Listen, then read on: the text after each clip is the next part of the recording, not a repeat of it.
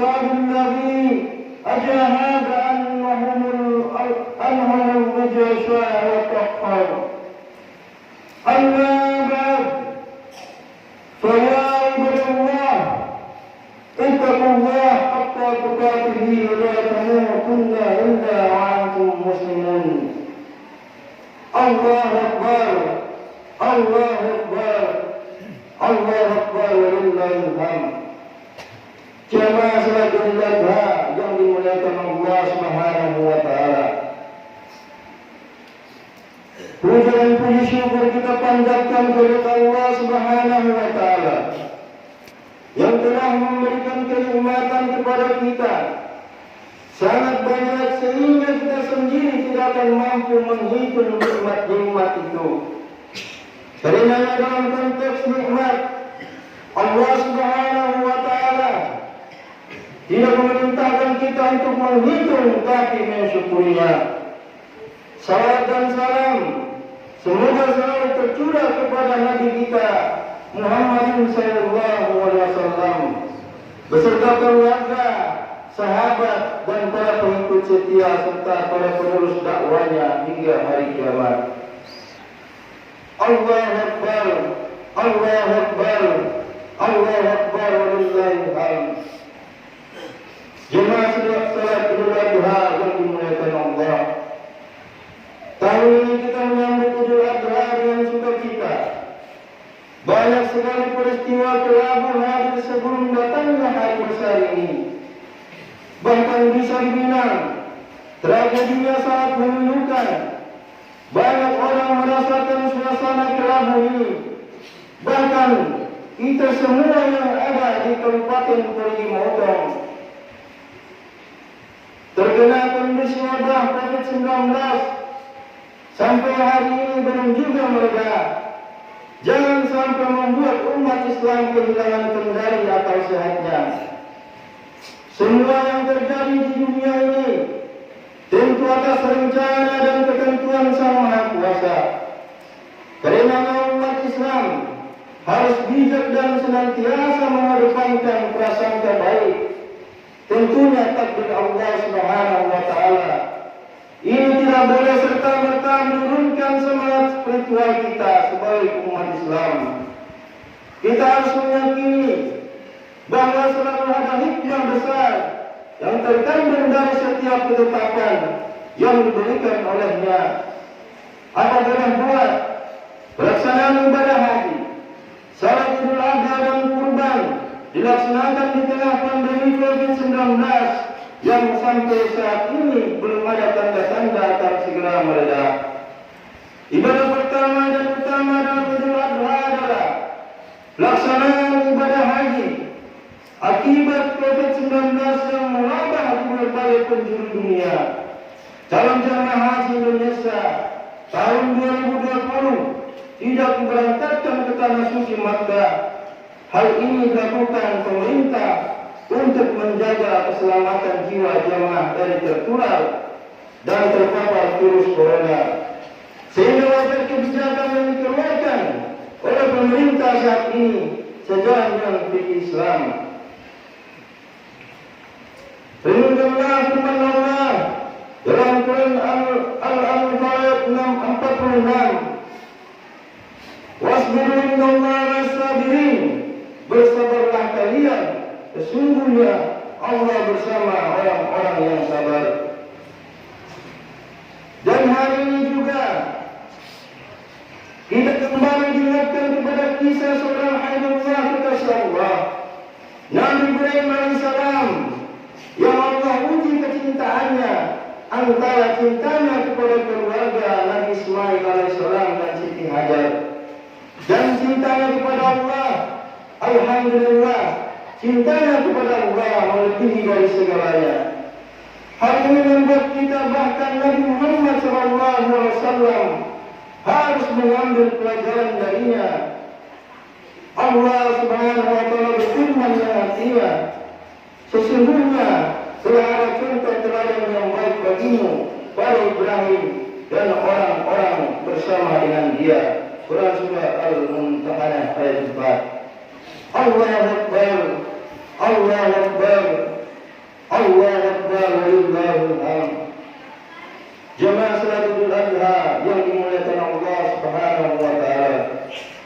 Minimal ada 4 pelajaran yang terdapat dari kisah Nabi Ibrahim alaihissalam dan keluarganya. Pesan pertama, berbaik sangka kepada Allah Subhanahu wa taala. Di dalam kitab Anbiya, Nabi-Nabi Allah dikarang oleh Ahmad Bahjat, beliau menjelaskan, pada suatu hari Ibrahim alaihissalam terbangun dari tidurnya. Tiba-tiba dia memerintahkan kepada istrinya Siti Hajar untuk mempersiapkan perjalanan dengan membawa bayinya. Perempuan itu segera berkemas untuk melakukan perjalanan yang panjang.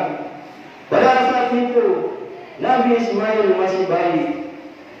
Ibrahim alaihissalam melangkahkan kaki menyusuri bumi yang penuh dengan pepohonan dan rumputan, sampai akhirnya tiba di padang Sahara. Beliau terus berjalan hingga mencapai pegunungan, kemudian masuk ke daerah Jazirah Arab. Ibrahim menuju ke sebuah lembah yang tidak ada tumbuh tanaman, tidak ada buah-buahan, tidak ada pepohonan, tidak ada makanan, tidak ada minuman. Tempat itu menunjukkan tidak ada kehidupan di dalamnya. Di tempat itu beliau turun dari punggul hewan tunggangannya, kemudian menurunkan istri dan anaknya. Setelah itu tanpa berkata-kata, beliau meninggalkan istri dan anaknya di sana. Mereka berdua hanya dibekali sekantung makanan dan sedikit air yang tidak cukup untuk 2 hari. Setelah melihat kiri dan kanan, beliau melangkah meninggalkan tempat itu. Tentu saja Siti Hajar terperangah diperlakukan demikian. Dia membuntuti suaminya dari belakang sambil bertanya, "Ibrahim, hendak pergi ke manakah engkau? Apakah engkau akan meninggalkan kami di lembah yang tidak ada suatu apapun ini?" Ibrahim alaihissalam tidak menjawab pertanyaan istrinya. Beliau terus saja berjalan. Siti Hajar kembali mengulangi pertanyaannya, tetapi Ibrahim alaihissalam tetap membisu. Akhirnya Siti Hajar paham bahwa suaminya pergi bukan karena kemauannya sendiri. Dia mengerti bahwa Allah memerintahkan suaminya untuk pergi. Maka kemudian dia bertanya, "Apakah Allah yang memerintahkanmu untuk pergi meninggalkan kami?" Ibrahim menjawab, "Benar." Kemudian istri yang salihah dan beriman itu berkata, "Kami tidak akan tersia-siakan selagi Allah bersama kami. Dialah yang telah memerintahkan engkau pergi." Kemudian Ibrahim terus berjalan meninggalkan keduanya. Allahu Akbar, Allahu Akbar, Allahu Akbar, walillahil hamd. Lihatlah bagaimana Nabi Ibrahim dan Siti Hajar mampu berbaik sangka kepada Allah Subhanahu wa taala. Mereka meyakini bahwa selagi mereka bersama Allah, maka tidak akan ada yang menyengsarakannya, tidak akan ada yang dapat mencelakainya, tidak akan ada yang dapat memukainya.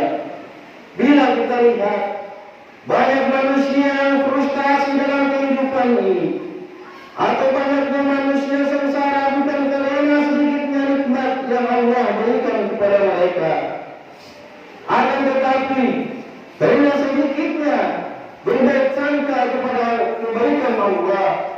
Padahal nikmat yang Allah berikan lebih banyak daripada siksanya.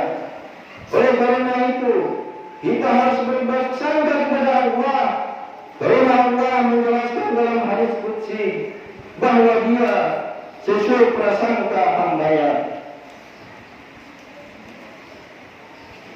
Dari Abu Hurairah radhiyallahu anhu berkata, bersabda Rasulullah sallallahu alaihi wasallam, Allah berfirman, "Aku tergantung pada prasangka hamba-Ku dan aku bersamanya jika ia mengingatku.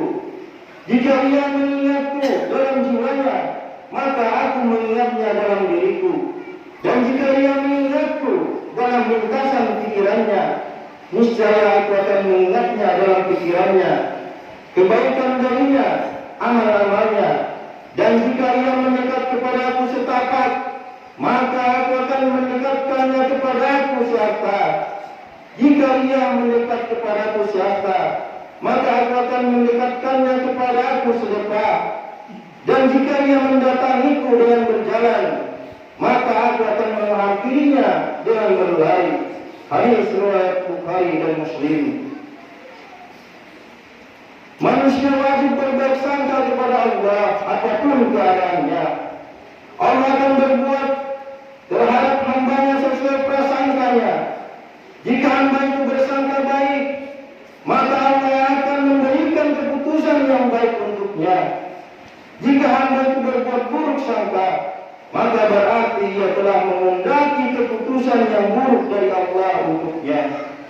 Allah tidak akan menyia-nyiakan harapan hambanya yang berbaik sangka kepadanya.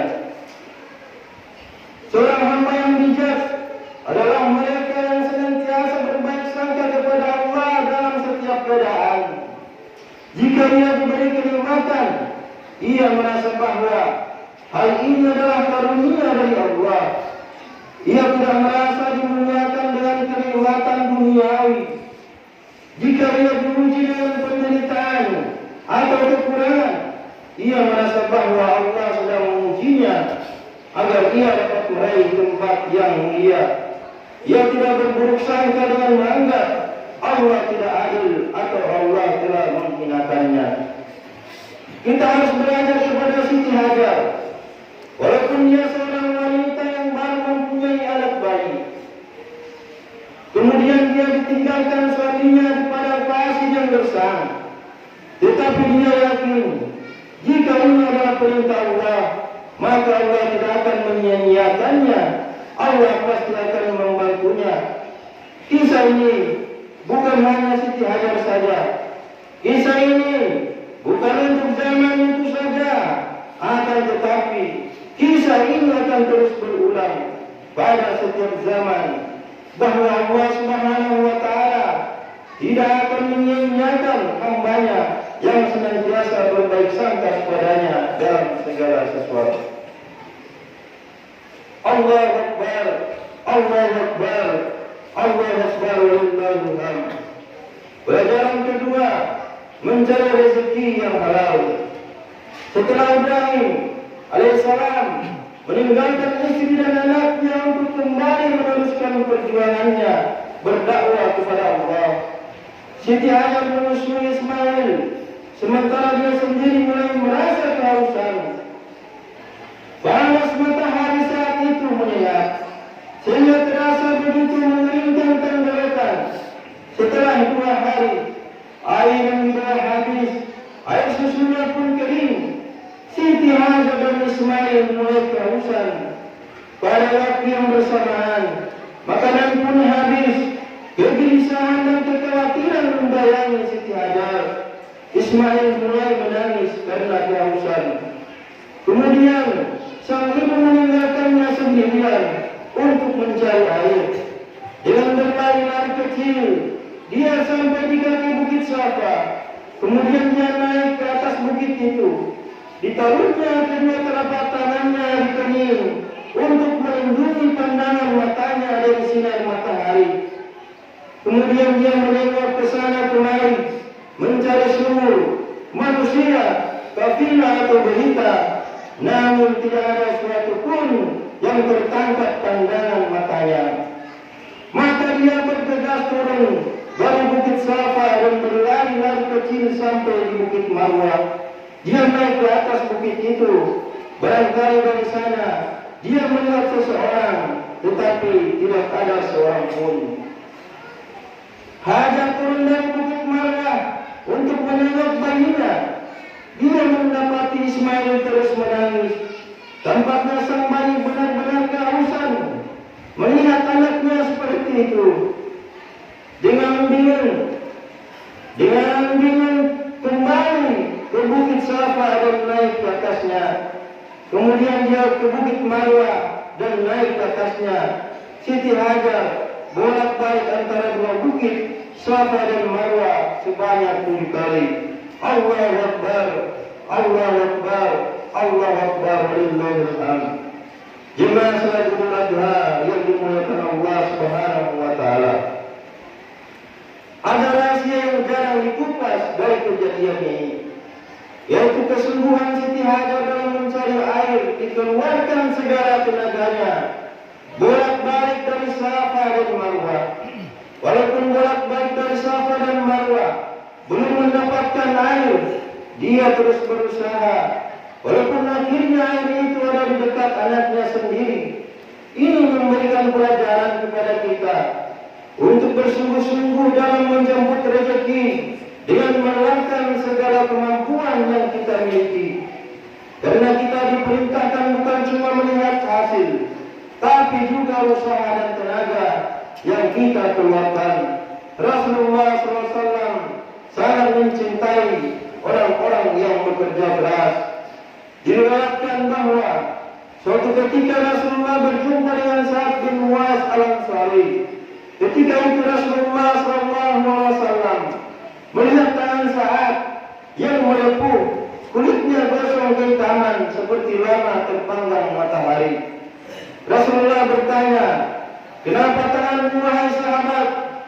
Sa'ad menjawab, "Wahai Rasulullah, tanganku seperti ini karena aku mengolah tanah dengan cangkul itu untuk mencari nafkah keluarga yang menjadi tanggunganku."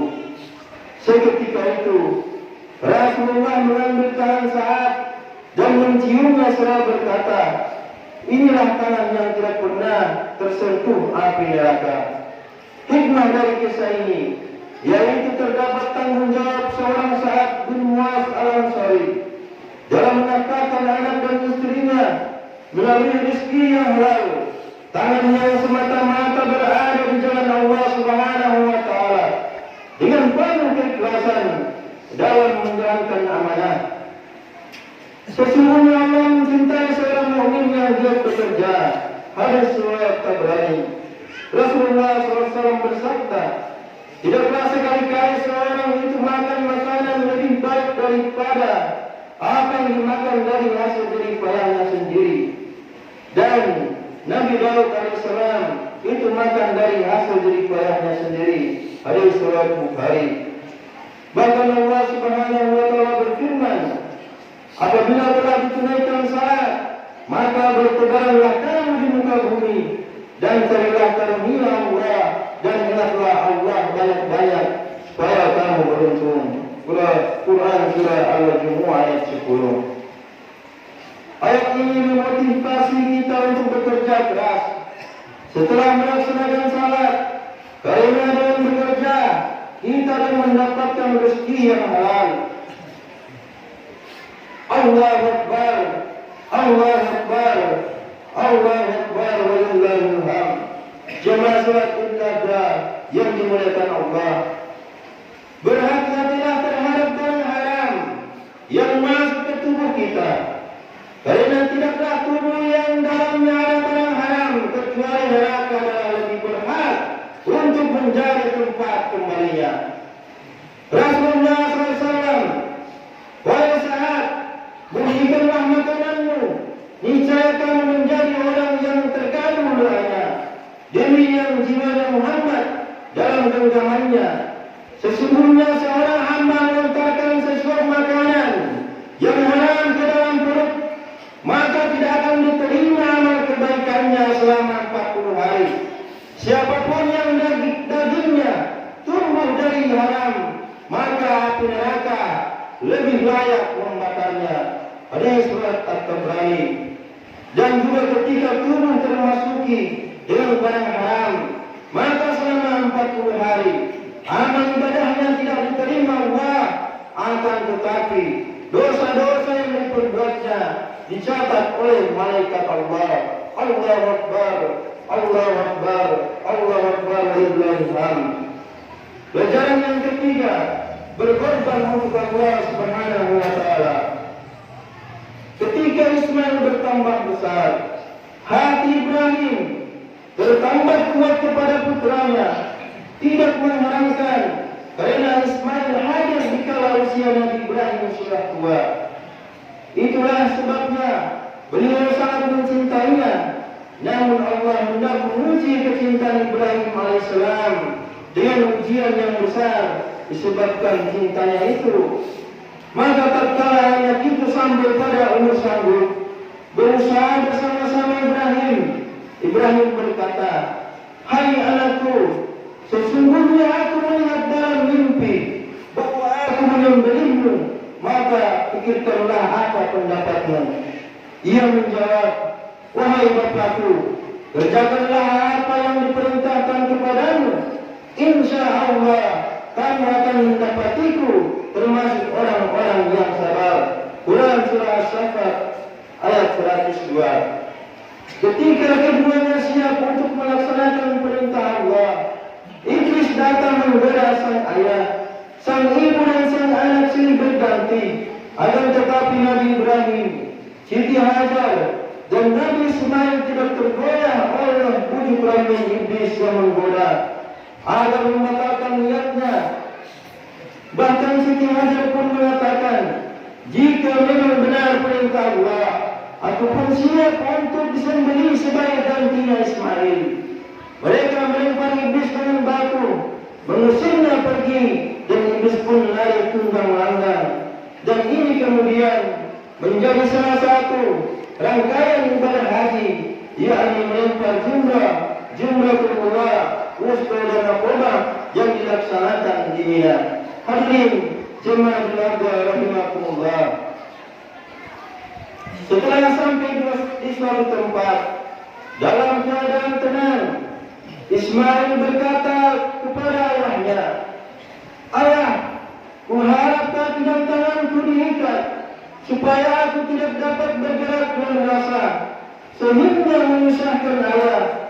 Hadapkan mukaku ke tanah supaya tidak melihatnya, sebab kalau ayah melihat nanti akan merasa kasihan.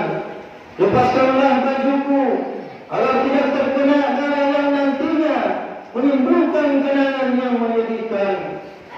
Asalah tajam-tajam pisau ayah agar penyembelihan berjalan singkat, sebab sakratul maut dahsyat sekali.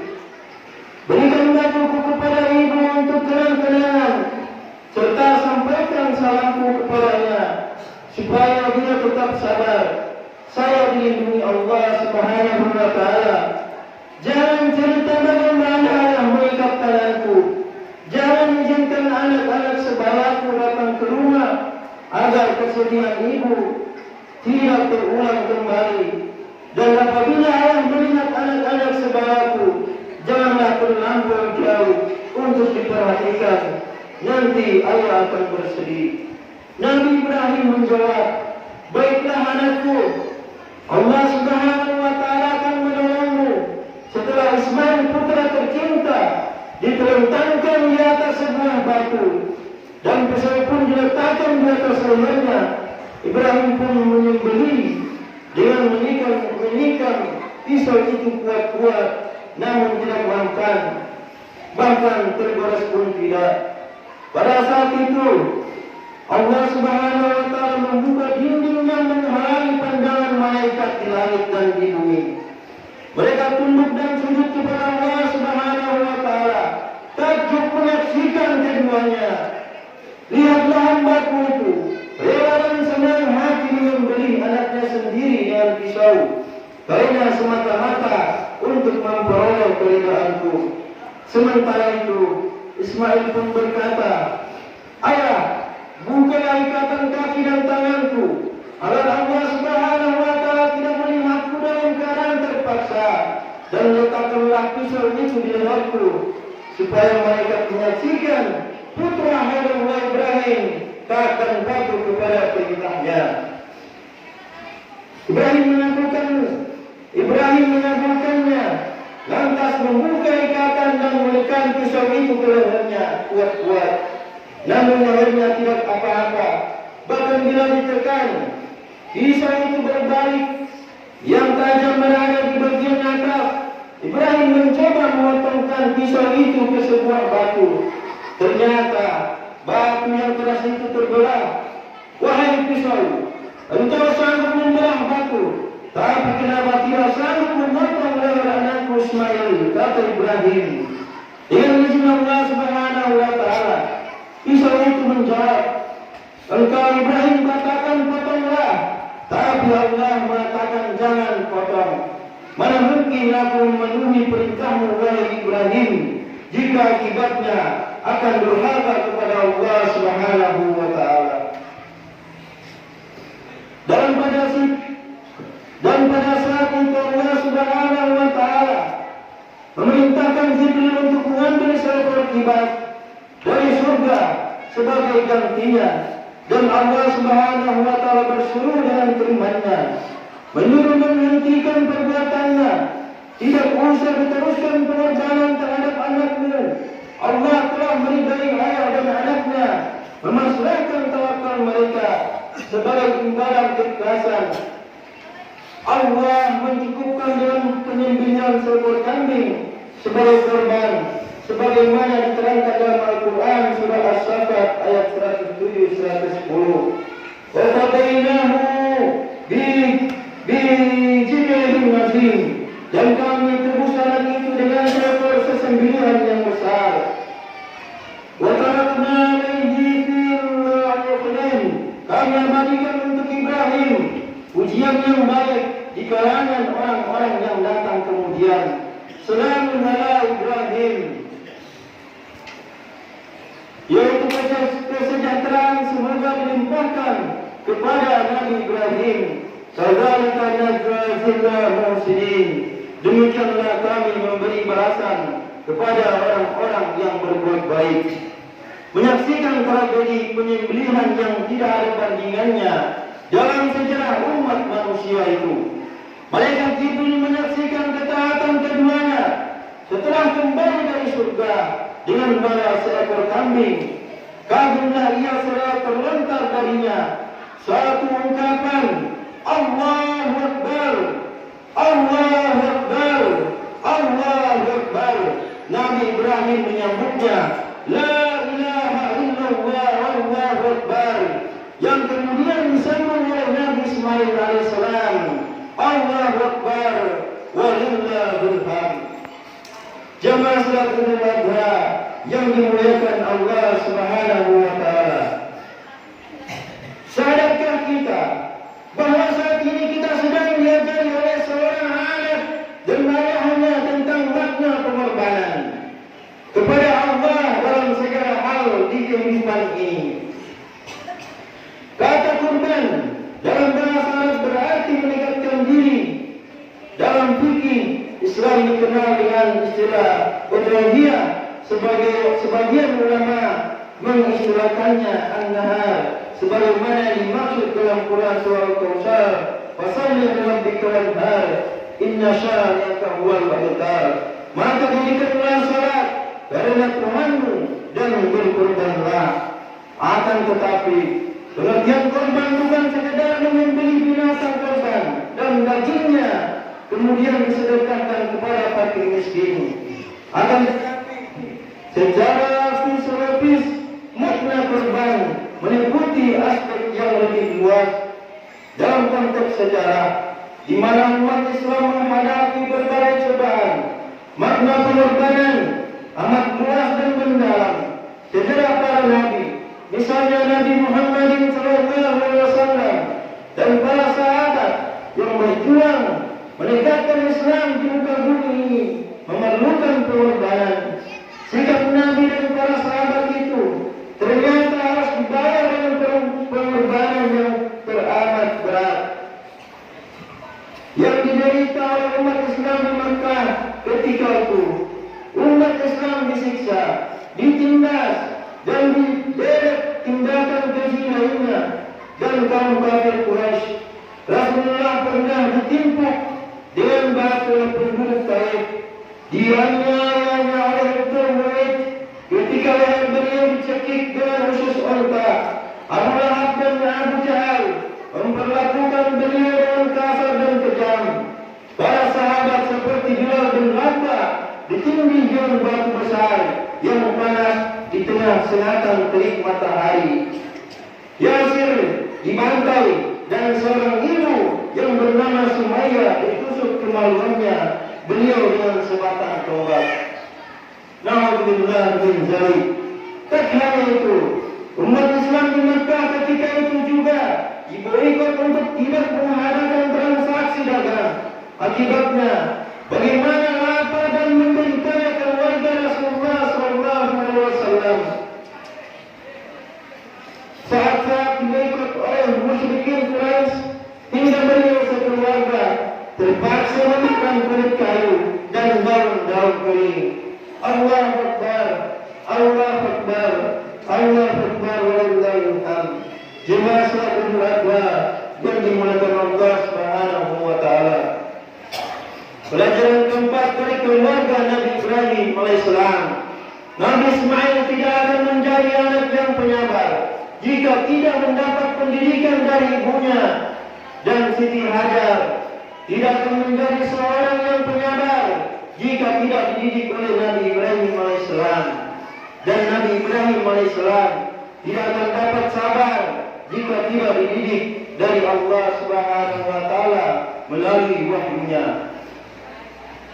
Seorang anak dalam perkembangan membutuhkan proses yang panjang, maka orang tua dalam membentuk perilaku yang berakhlak mulia sangat dibutuhkan perhatian sempurna kepada anak semenjak dari masa mengandung, melahirkan hingga sampai masa kewajiban ini diberikan di pundak orang tua oleh agama dan hukum masyarakat. Karena seorang yang tidak mau memperhatikan pendidikan anak dianggap orang yang mengkhianati amanah Allah Subhanahu wa taala. Sebagian ahli ilmu mengatakan bahwa Allah Subhanahu wa taala pada hari kiamat nanti akan meminta pertanggungjawaban setiap orang tua tentang perlakuan mereka kepada anak-anaknya. Hadirin jamaah doa yang dimuliakan Allah, tetapi apabila perayaan Idul Adha digunakan menggugah hati kita untuk berkorban bagi negeri kita tercinta yang tidak pernah luput dirundung kesusahan, sebab pengorbanan Nabi Ibrahim alaihissalam yang paling besar dalam sejarah umat manusia, itulah yang membuat Ibrahim menjadi seorang nabi dan rasul yang besar dan mempunyai arti besar. Dari sejarahnya itu, maka lahirlah kota Makkah dan Ka'bah sebagai kiblat umat Islam seluruh dunia, dengan air Zam-Zam yang tidak pernah kering sejak ribuan tahunan yang silam, sekalipun tiap harinya dikuras berjuta liter, sebagai tonggak jasa seorang wanita yang paling sabar dan tabah, yaitu Siti Hajar dan putranya Nabi Ismail alaihissalam. Akhirnya dalam kondisi seperti ini, kita banyak berharap, berusaha dan berdoa, mudah-mudahan kita semua, para pemimpin kita, dalam berjuang tidak hanya mengutamakan kepentingan pribadi dan kelompok, tapi berjuang untuk kepentingan dan kemakmuran masyarakat, bangsa dan negara tercinta. Kendatipun perjuangan itu tidaklah mudah, memerlukan pengorbanan yang besar. Hanya orang-orang yang bertakwalah yang sanggup melaksanakan perjuangan dan pengorbanan ini dengan sebaik-baiknya. Mudah-mudahan perayaan Idul Adha kali ini mampu menggugah kita untuk terus bersemangat, rela berkorban demi kepentingan agama, bangsa, negara. Amin, amin, amin ya rabbal alamin. A'udzu billahi minasyaitonir rajim. Bismillahirrahmanirrahim. Inna a'tainakal kautsar fasalli li rabbika wanhar. Inna syani'aka huwal abtar. Barakallahu wa lakum fil Qur'anil azim. ونفعني وإياكم بما فيه من الآيات والذكر الحكيم وتقبل مني ومنكم تلاوته إنه هو السميع العليم فاستغفروه إنه هو الغفور الرحيم.